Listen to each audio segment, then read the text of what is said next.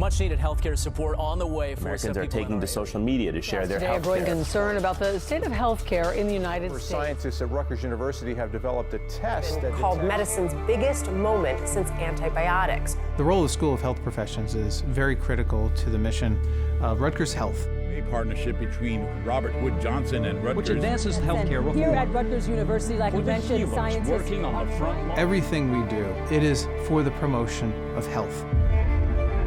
To promote the integration, the coordination of information so that the caregivers have the right information at the right time, which is going to improve health outcomes. This year's theme is advancing health and care. And it is really important because a lot of the external variables are changing very quickly. While it is true that it is difficult for large educational institutions to be nimble and adapt quickly, that is what we're endeavoring to do, that very thing. The School of Health Professions is well poised to enhance the education that we offer our students.